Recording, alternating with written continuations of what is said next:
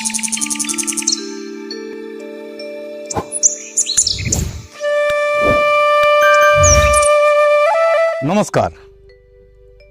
আজকের উপস্থাপনায় আপনাদের সামনে মেনলি যে জিনিসটি তুলে ধরার চেষ্টা করব সেটি হচ্ছে পদ্ম।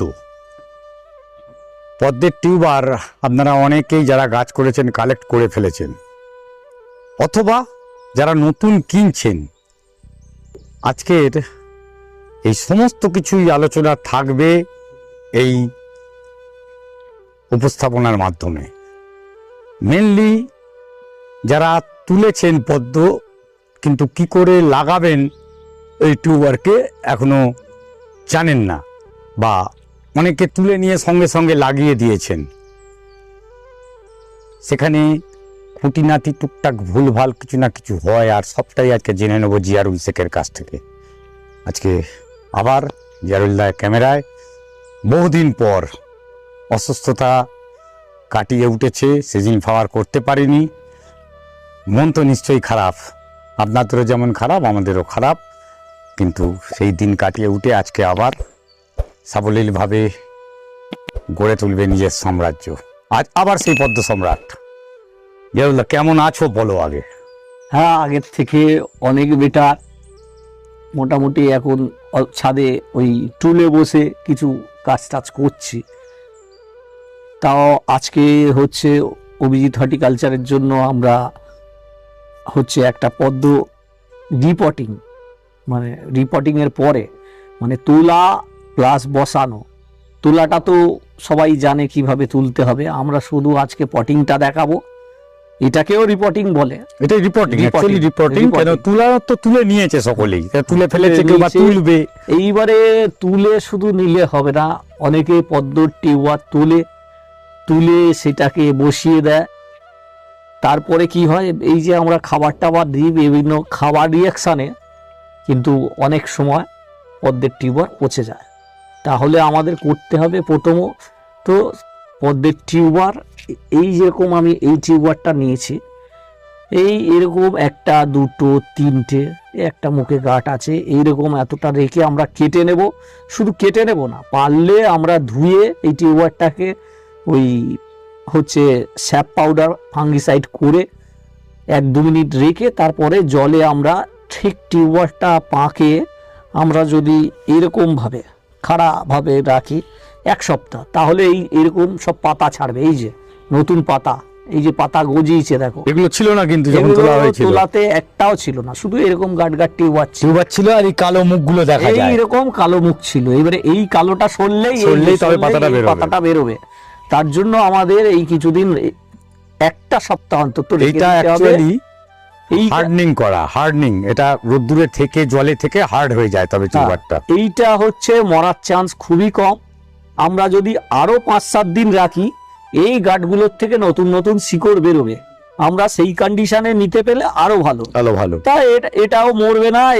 এই যে পাতা উঠে গেছে, এবারে কিন্তু মাটির যে খাবার সেগুলো নেবার জায়গায় থাকবে।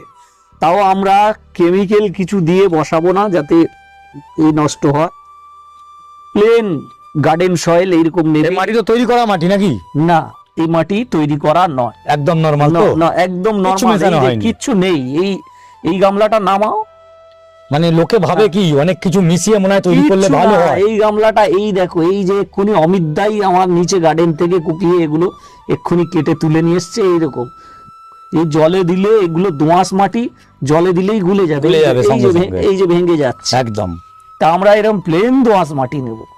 সঙ্গে আমরা ভার্মিকম্পোস্ট, বাজারে হচ্ছে ভার্মিকম্পোস্ট কেমিক্যাল থাকে, যদি ভালো কোনো ভার্মিকম্পোস্ট কেমিক্যাল ছাড়া থাকে সেটা আমরা নেব। পাতি গোবর সার, পাতি শুকনো গোবর সার, এই যে দেখলে বুঝতে পারবে, এই যে এখনো গোবরের এই যে গাঁট আছে, এটা 1 বছরের পুরনো গোবর সার। আমরা এইটাকে 1/2 ইঞ্চি থেকে 1 ইঞ্চির মধ্যে একটা লেয়ার দেব। এটা কাঁচা কিন্তু একদম নয়, শুকনো। মানে কি শুকনোই?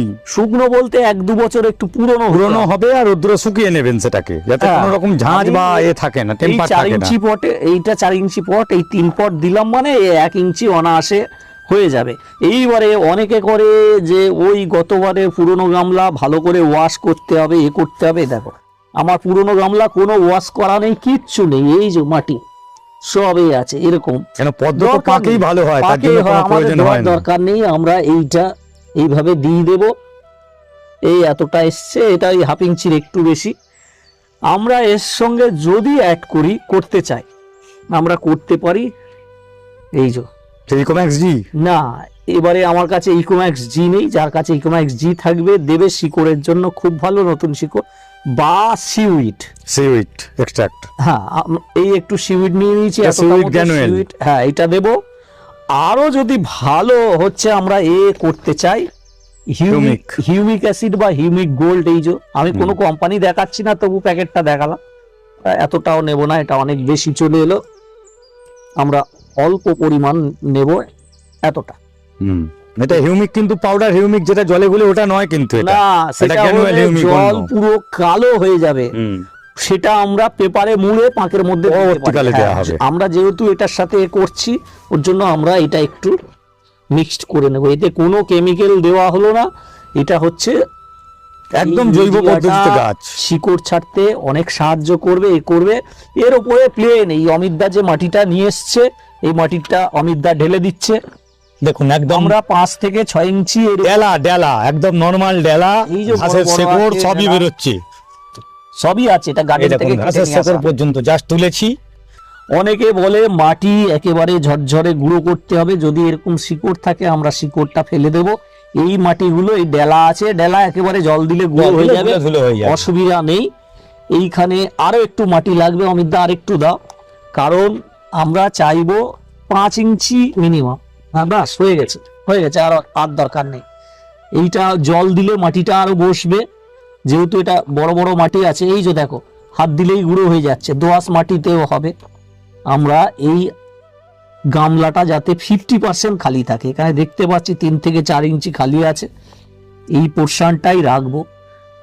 এবারে আমাদের কাজ কি, এরকম মিডিলে আমরা টিউবারটা বসাবো না, এরকম ধার ধরে বসাবো। যেহেতু ডেলা আছে আমরা এখান থেকে একটা হাত দিয়ে এরকম দাগ করে নেব টিউবারটার জন্য। এই যে দাগটা করলাম, এই জায়গাটা আমরা এরকম একটু যদি করি, আমরা যাতে এই গ্রোয়িং টিপটা ভেঙে না যায়, তার জন্য কিন্তু এই দাগটা করা। জাস্ট হালকা করে বসিয়ে ছেড়ে দেওয়া, হ্যাঁ, কেন রোদ্দুর আলো যেন না যা পায়, হ্যাঁ। না পেলে কিন্তু গাছের এইবারে শিকড় আমরা বাড়বে না। টিউবারটা দিলাম, এর উপরে ডেলা মাটি যদি হয় একটু এই গুঁড়ো করে আমরা দিয়ে দেবো। এইখানে একটা পাথর এসছে, এই যে সিমেন্টের টুকরো, এটা আমরা এটা ফেলে দেওয়ার দরকার। হ্যাঁ, বের করে নিলাম। এই পাথর টাথর থাকলে ফেলে দাও, শুধু এরকম একটু ভেঙে এর রোটিক উপরে- যেন চাপা না পড়ে। হ্যাঁ, এই যে দেখো মাথার গ্রোয়িং টিপটা আছে, এই যে দেখাতে পাচ্ছি, এটা এই একটা growing আছে, tip গুলো এটা যেন আছে। থেকে যায়। এইগুলো এইটাই হচ্ছে পর্দে বসাবার সময় জাস্ট দেখা, নজর দেওয়ার ব্যাপার। উপরে গ্রোয়িং টিপ গুলো না ভাঙে। আমরা করে দিলাম, দেওয়ার পরে এইবারে এটা আমরা জল দিয়ে পুরো ভরে ওভারফ্লো করে দেবো, যাতে এরকম ছোট ছোট কুটি বা যা কিছু থাকুক ঘাস, সেগুলো আমরা যাতে এই ওভারফ্লোর সঙ্গে বেরিয়ে যায়। এইবারে আমরা জল দিয়ে এইভাবেই রাখবো, প্রতি 2 দিনে একবার করে ওভারফ্লো করে দেব। তার ফলে গাছের পাতা এগুলো আরো সতেজ ভালো বেরোতে সাহায্য হবে।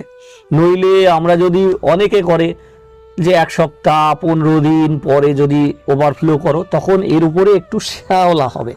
সেই শ্যাওলা হলে এগুলো নতুন পাতা, তো এর জড়িয়ে মধ্যে যাবে ওর যদি সঙ্গে। শ্যাওলাটা জড়িয়ে যায়, পাতাটা পচে যাওয়ার। ওই জন্য আমরা প্রতি 1 দিন ছাড়া ছাড়া ওভারফ্লো একটু করলে হবে, যতদিন না পাতাটা একটু ছেড়ে ওঠে।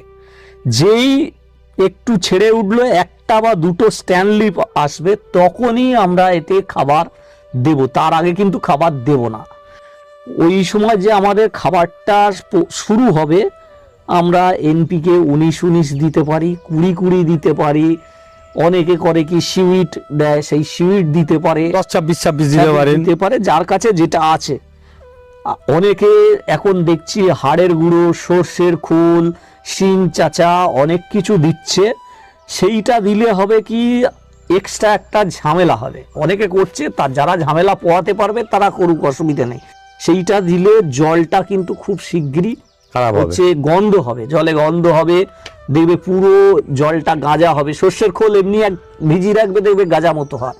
তা যারা ওই জল, ওই খোল টোল দেওয়ার পরে, এই মাটির সাথে অনেকে খোল দেয়, তাদের 15 দিন রাখতে হবে মিনিমাম, যারা মাটির সাথে খোল দেবে।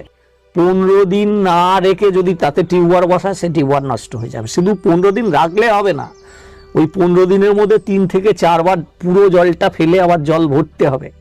নইলে দেখবে গতবারে ওইরকম অনেকে ভিডিও পাঠিয়েছে যে টিউবার এইসব বসানোর জন্য এক তো পচে যাচ্ছে, আর এই ধার ধরে পোকা।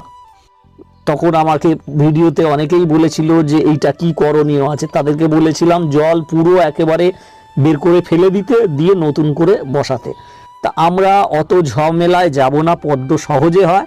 আমরা সহজে এই যেরকম দেখালাম, শুধু প্লেন গোবর সার বা ভার্মিকম্পোস্ট দিয়েও তার উপরে মাটি দিয়ে আমরা টিউবারটা বসাতে পারি।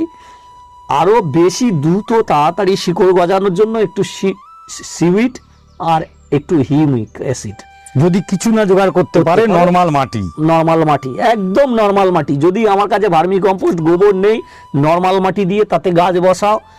গাছের যখন পাতা ছাড়বে, স্ট্যান্ডলিপ উঠবে, তখন আমরা উপর থেকে খাবার দিলেও পদ্ম খুব ভালো হয়। আর পুরনো মাটিতেও খুব ভালো পদ্ম হয়। আমার তো এবারে শরীর খারাপ বলে আমি কোনো পুরনো মাটি টাটি চেঞ্জ করিনি। আমার এই গামলায় এখনো দেখতে পাবে, এই গামলায় এখনো এই যে শিকড় এগুলো সব সব ভাসছে। এই কিছুদিন আগেই তুলেছি এগুলো আমরাই, তোলার পরে সেই মাটিতে একদম ইনট্যাক্ট যেমন ছিল তেমনি। এতে জল ফেলিনি, কারণ হচ্ছে জলটা যখন আমি ফেলবো আবার ওই একটা ঝামেলা, এই ঝামেলা। আমরা করব কি, এই মাটিতে জল সহই থাক না, সাইড থেকে টিউবার যদি আমরা বের করে নিই, একদিন ঘোলা থাকবে। 24 ঘন্টা পরে আমরা পাইপ দিয়ে যদি 2 দিন ওভারফ্লো করে দিই, তাহলে মাটিটা একেবারে জল এরকম ক্লিয়ার হয়ে যাবে, এই যেরকম ক্লিয়ার হয়ে গেছে। তারপরে আমরা যদি ওই রকম ওই যে টিউবার কদিন ধরে ভাসিয়ে রেখেছিলাম সেটা বসিয়ে দিই। এরকম প্রতিটাতে দেখো এখন ওই একটা দুটো করে পাতা উঠছে। এইটাতেও দেখো এখন এই যে পাতা ছিঁড়েছে। এইটা যখন স্ট্যান্ডলিপ উঠবে তখনই খাবার দেব। পুরনো মাটিতেও হবে। এবারে আমি কোনো মাটি চেঞ্জ করিনি, এমনকি এই গামলার যা জল ছিল সেটাও ফেলিনি, ওই হাত গুলিয়ে তোলা। সেটা করতে হবে পুরনো মাটিতে। আমরা যখন করব, আমি যে বলি 15 দিন বা 10 দিনে খাবার দেওয়া, পুরনো মাটি আমরা কিচ্ছু চেঞ্জ করিনি, তখন কিন্তু 7 দিনে খাবারটা দিলে ভালো। কারণ মাটিতে তো গত বছরে খেয়েছে, তারপরে আর খাবার নেই।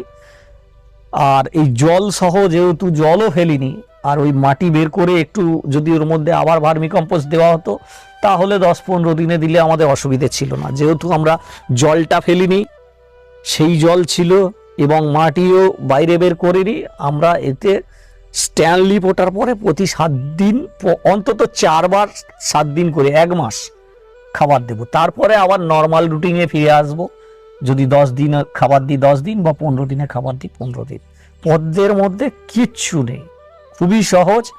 ওই প্রথমেই একটু মাটি ভরা আর সেটা করা, ওইটাই খাটুনি। একবার হয়ে গেলে শুধু উপর থেকে তো ওই পেপারের মধ্যে একটু খাবার দিয়ে, বেশি খাবার লাগবে না।